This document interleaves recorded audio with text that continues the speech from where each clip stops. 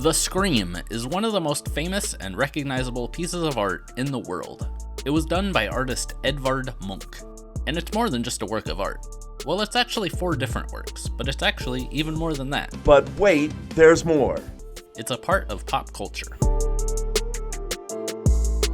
And while it is his most iconic painting, there's much more behind the artist and his work.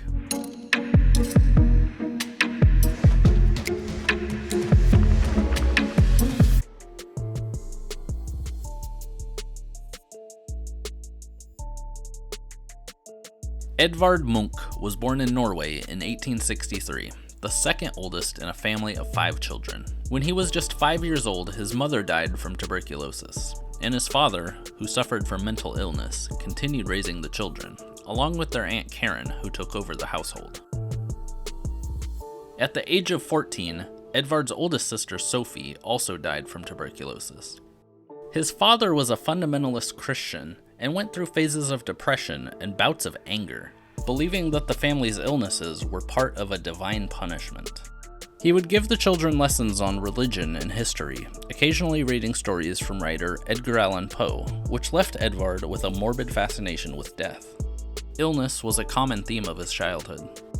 His youngest sister Laura was frequently hospitalized, suffering from schizophrenia, and Edvard himself was often sick, sometimes staying home in bed for months at a time, and having to be homeschooled. This time at home also led to his discovery of drawing and painting. Early on, he depicted scenes that surrounded him, creating landscapes, still lifes, and portraits of family members. When Munch was 16, he took courses in engineering, but soon realized that it didn't provide the outlet he needed. His father was disappointed in the decision, as he viewed art as an unholy trade. Release the evil.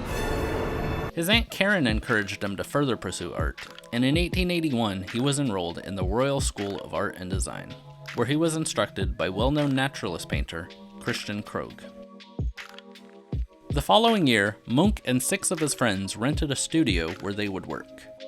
The group also regularly attended exhibitions together and got inspiration from naturalist painters of the time. Munch had shown his paintings at several exhibitions in Norway, where he had gained some recognition. In 1885, he visited Paris to get inspiration from a broader selection of artwork, taking tours of the Louvre and the Salon. In the 1880s, Munch discovered the writings of Hans Jaeger, an anarchist philosopher and head of the Christiania Bohemians, a group that advocated free love, self-expression, and the abolishment of marriage. Munch and Jaeger became close friends. With Jaeger's suggestion to draw on personal experiences, Munch painted The Sick Child in 1885, which depicted the death of his sister, Sophie. The rapid brushstrokes and vivid colors depict a painful childhood memory. The painting serves as a memorial to his sister and reflects the impact that her death had on his life. Munch found his first love interest in 1885 when he met Millie Thaulow. Millie was married at the time, but the two dated in secrecy for 2 years. Millie didn't share the same bohemian ideas as Munch, and would end the affair abruptly after 2 years. She would be depicted in later works as a powerful, dominating woman. In 1889, Munch held his first solo show in Christiania, which led to a 2-year scholarship in Paris under painter Léon Bonnat. In Paris, Munch spent his time taking lessons with Bonnat, where he worked with live models, and also spent time socializing with other artists and taking tours of museums and exhibitions. He found inspiration in works from Impressionist painters such as Claude Monet and Edouard Manet, and Post-Impressionists such as Vincent van Gogh, Paul Cézanne, and Paul Gauguin. In November of the same year, Munch lost his father due to a stroke, which left him devastated. The painting Night in St. Cloud in 1890 is a memorial to his father. Munch's style had shifted from naturalistic to impressionistic throughout the 1880s, but by the early 1890s he had developed his own unique art style. He used flowing lines to guide the viewer around the painting and unnatural colors that invoke inner thoughts. His technique was inspired by the Post-Impressionists, and subjects were more symbolic than realistic. In 1892, the Union of Berlin Artists invited him to exhibit his paintings at the Union's first solo exhibition. The show was shut down after only 1 week, after getting shocked reactions from the public. His unconventional techniques and sexual subject matter created controversy. Critics felt that his painting technique made his work look unfinished. Munch would write to his Aunt Karen that he could not have a better form of publicity. His work had become infamous in Germany, where he would live for the next few years. In 1893, he exhibited a collection of 6 paintings focusing on life, love, and death that would later become known as the Frieze of Life. The series would later grow to 22 works, some of which were redone after the originals were sold. Following this series, Munch painted some of his most iconic paintings in the 1890s, including The Scream, Love and Pain, Ashes, Madonna, and Puberty. All of Munch's paintings draw on personal experiences, but have universal themes. Taking a closer look at The Scream, the main figure stands out because of a lack of features and a grotesque distortion that is somehow relatable to a feeling of anxiety. The contour lines of the figure are also seen in the swirling lines of the sky and background. A bridge guides our eye to 2 mysterious, silhouetted figures. The painting is surprisingly simple, but evokes emotion in a powerful way. The scene was inspired by an experience Munch had. He would write about the experience. "I was walking down the road with 2 friends when the sun set. Suddenly, the sky turned as red as blood. I stopped and leaned against the fence, feeling unspeakably tired. Tongues of fire and blood stretched over the bluish-black fjord. My friends went on walking, while I lagged behind, shivering with fear. Then I heard the enormous, infinite scream of nature." Despite a lack of formal training, Munch took up graphic art starting in 1894 as a way of reproducing his art faster and earning more money in the process. His work included etchings, lithographs, dry points, and woodcuts. Printmaking also allowed him to experiment more with his art. In 1897, Munch returned to Christiania, where he met Mathilde Larsen, known as Tula. The two began a highly volatile relationship that lasted for 4 years, ending with the accidental discharge of a gun.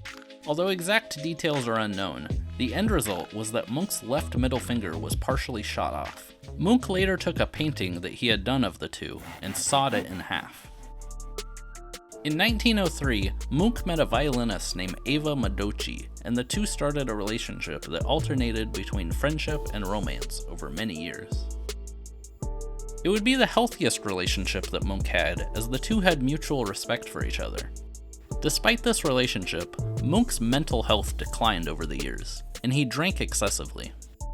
He did a number of self-portraits depicting himself as lonely and sad.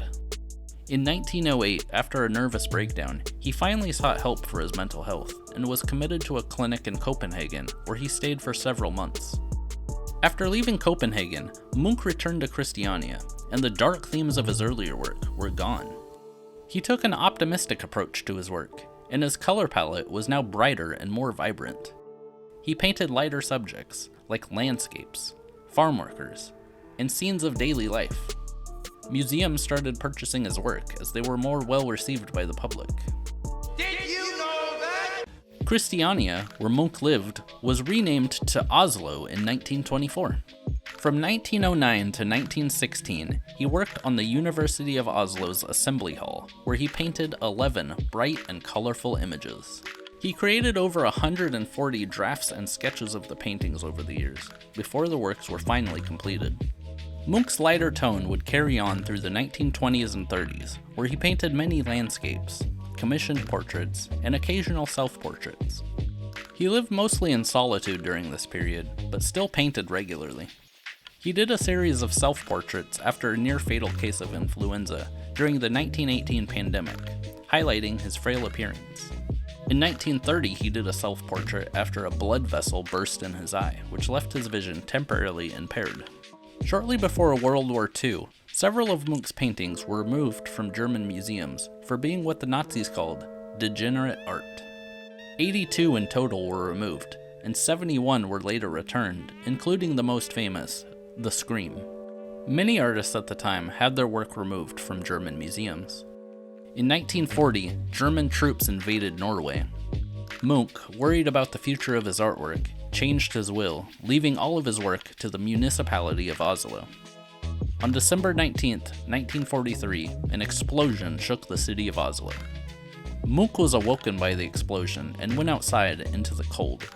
The next day, he came down with a cold that he never recovered from. Edvard Munch died peacefully in his sleep a month later on January 23rd. After his death, his work was donated to the Norwegian government, who built the Munch Museum of Art in 1963 to house his works. And in October 2021, a brand new Munch museum was opened on the Oslo waterfront. The museum is one of the world's largest collections of works by a single artist. Munch's focus on psychology and human experiences inspired artists of the Expressionism and Symbolism movements that followed.